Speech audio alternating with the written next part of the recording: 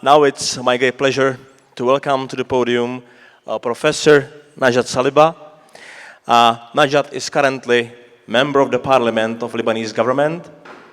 She is also professor in chemistry at the American University of Beirut. Saliba leads several projects related to understanding the chemistry of inhaled tobacco and non-tobacco smoke atmospheric aerosols. As a scholar activist, Saliba engages in community-led environmental projects that are based on a co-production of knowledge for finding the most suited local solutions. Saliba, Najat, the floor is yours. Good morning, everyone. Good morning. Thank you. It's really a great pleasure to be here at the Global Summit 2024, and I want to thank the organizer for giving me this opportunity to be here among you today. My presentation is going to talk about times of war and conflict areas, and maybe we need to take it as an opportunity to rethink the path of SDG progress. 1 out of 6 people in the world live in conflict area. That's 16% of us, and that's 2 billion people. When we talk about conflict areas, we're talking about many different conflicts. That could be armed conflicts, proxy war, international war, local war between countries, and also conflicts, non-armed conflicts, sectarian, religious, ethnic, socioeconomic, and have you. In order for us to assess whether our science is making an impact, we really need to acknowledge the presence of war around us. I would like to focus on one area, the area where most of the conflicts that I have mentioned exist. This is the area that you have heard a lot of in the past year. That's the Middle East. And in particular, I want to take Lebanon as an example because I live in Lebanon and I can talk more about it.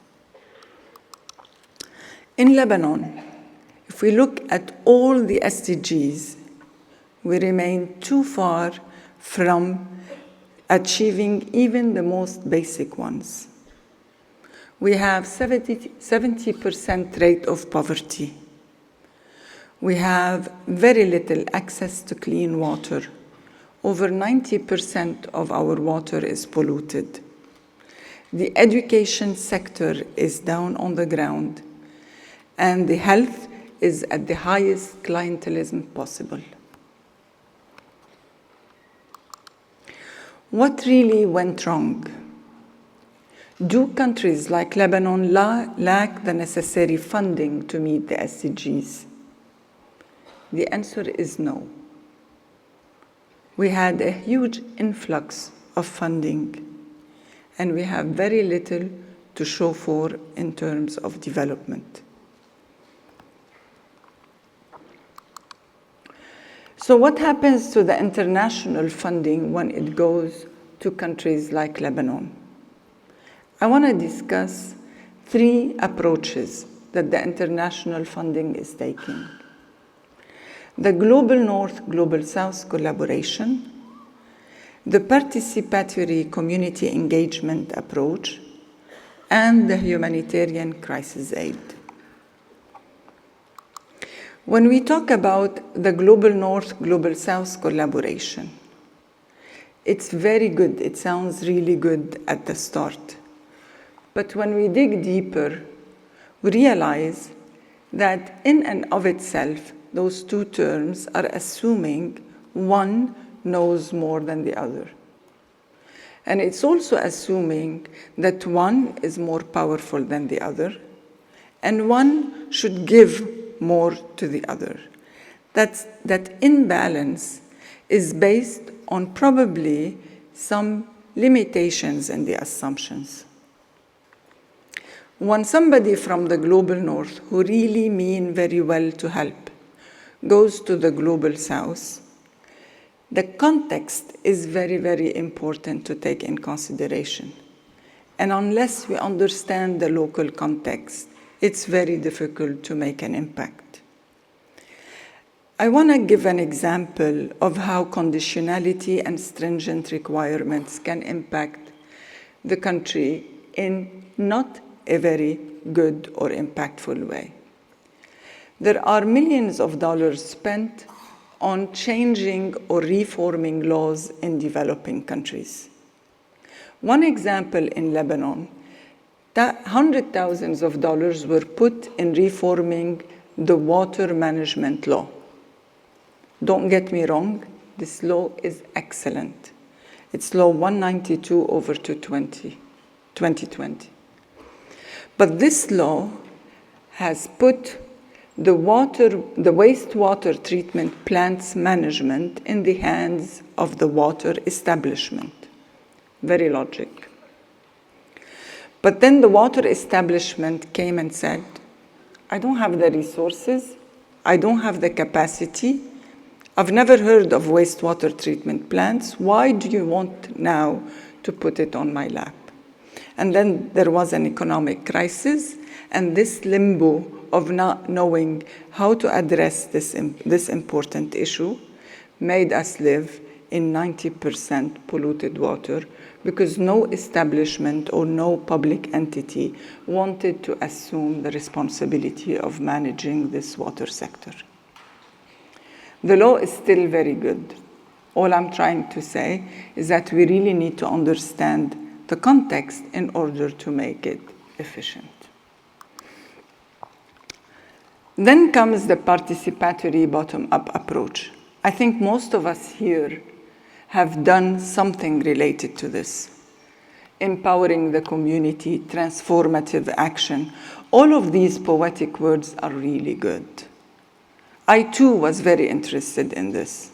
And I established the Environment Academy because I wanted the community to take the problems, the environmental problems in their hands, and work with the community to find solutions.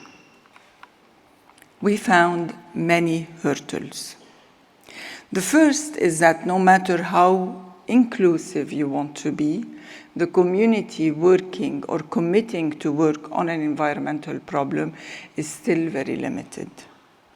The second thing, talking about the evidence, it's extremely important that scientists and science comes to the community and show them the evidence. So academic involvement is very important.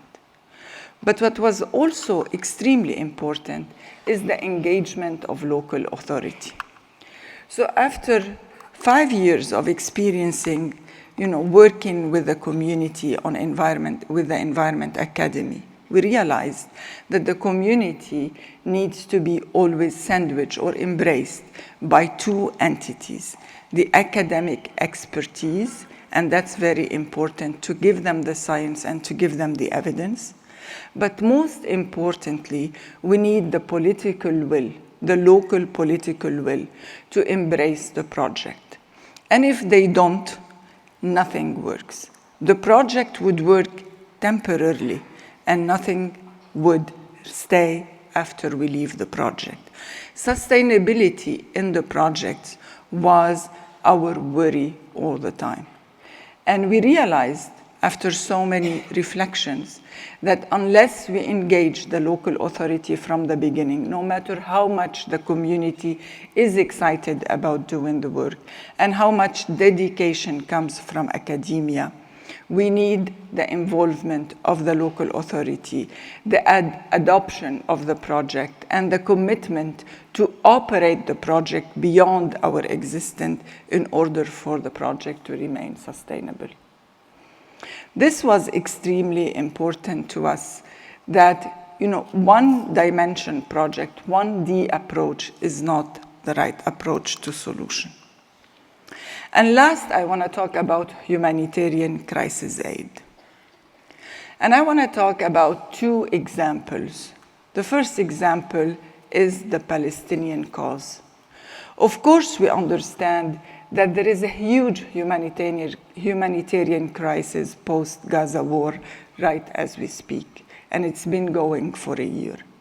But there is another problem that is 76 years old, and that's the Palestinian crisis with the Palestinians living in Lebanon. Palestinians living in Lebanon cannot work, they're not allowed to work. And so they can go to school, even to universities if they secure scholar aid, but they cannot work. And so their dream became to become employee at the UNRWA. UNRWA has been the main giver and the main manager of the Palestinian camps for 76 years in Lebanon. Do we say that this is a humanitarian crisis? We really need to think how to intervene and when to exit and how to make our intervention sustainable. The same thing goes to Lebanon when they received the Syrian refugees. 1 every 3 people in Lebanon is Syrian. The third of our population is Syrian. This crisis started in 2010, and Lebanon received a huge amount, billions of dollars in aid in order to build the infrastructure and to host those Syrians. Nothing happened. The refugees are living in a miserable situation, and the Lebanese are complaining, and they also are not living in good conditions. And I want to talk about this picture. This picture is very recent. This is in May 2024. When the Lebanese government felt that they're not receiving enough humanitarian aids, they left some boats of the Syrian refugees go to Europe. And they said, unless you give us aid, we're going to let more and more Syrians go to Europe. And then the European Commission, they rushed into shutting down this as quickly as possible, and they donated $1 billion to the government of Lebanon. Where did this money go? We don't know. So what I'm trying to say is that we really need to rethink the way we deal with humanitarian crisis and with funding. And the most important thing is accountability.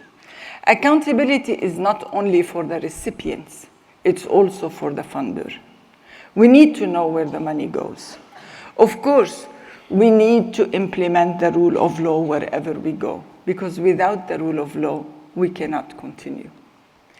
And collaboration with the community is of utmost importance, but it has to be embraced by academia and the science, and also by local authorities, committing to continuing anything we intervene and anything we help with. I am not preaching here or suggesting a model that does not work. 2 years ago, I was elected as a parliamentarian in Lebanon. And the first thing I did is that I gathered all the science that I have accumulated for 20 years, and also all the experience that I had in community, and established what we call the environmental justice law.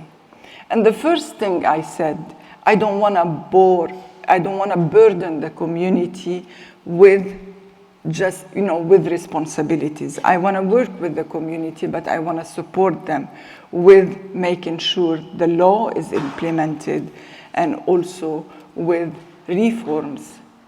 And so this bottom-up, top-down approach met in the middle with analyzing and monitoring and implementing the law was a very, very good model that we are implementing for all environmental violation. I want to thank you for the opportunity of listening to me. Have a good day.